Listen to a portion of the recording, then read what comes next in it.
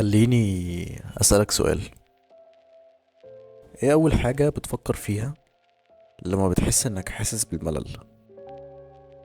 هل بتفكر تعمل حاجة مفيدة زي انك تقرأ كتاب، تعرف معلومات جديدة مثلا، ولا تفتكر ده كمان بيبقى ممل وأوقات كتير قوي بيبقى صعب تقرر انك ما تعملهوش؟ ليه؟ لأن أكيد في حاجات أسهل يعني تضيع الملل ده. بس تفتكر زي ايه؟ زي التليفون. لو بتعمل كده فانت زيي وزي ملايين غيري في عصرنا ده.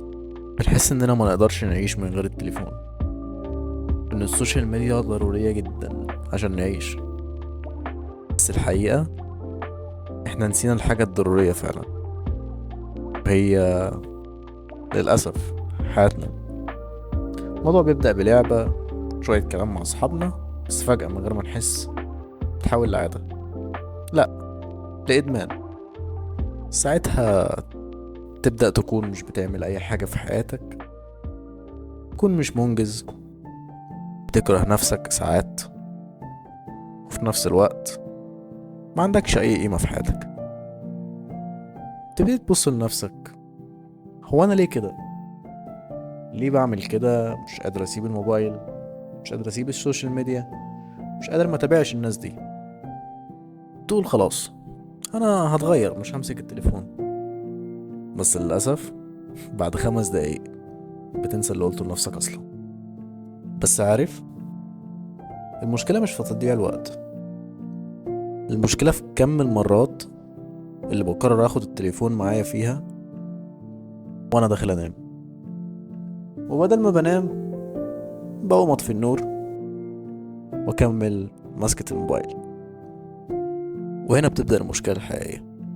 اخش على السوشيال ميديا وابتدي اسكرول، شوف الناس اللي بتسافر، الناس اللي بتنجح في حياتها، الناس اللي في علاقات مثالية، وابتدي ابص على حياتي انها ملهاش قيمة، لغاية ما ازهق وانام بعد كم المقارنات اللي عملتها لما شفت الناس دي على السوشيال ميديا.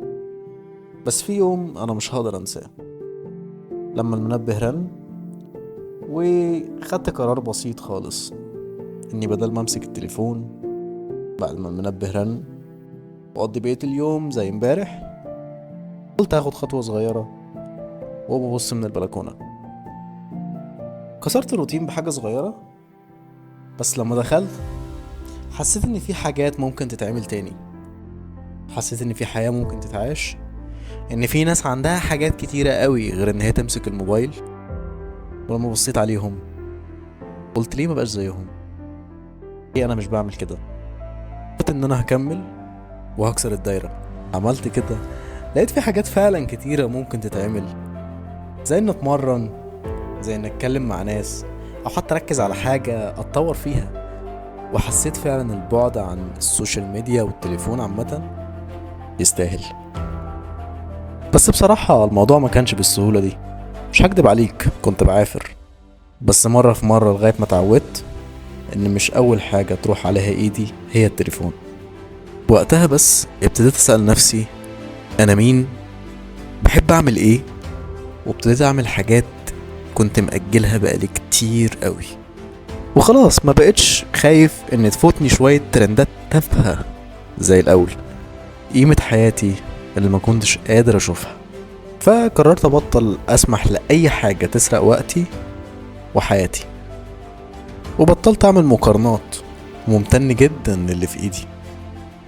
فالسؤال ليك هنا، لو قدامك تعيش حياة من غير سوشيال ميديا هتختار كده؟ بالنسبة لي الإجابة هي وبكل تأكيد.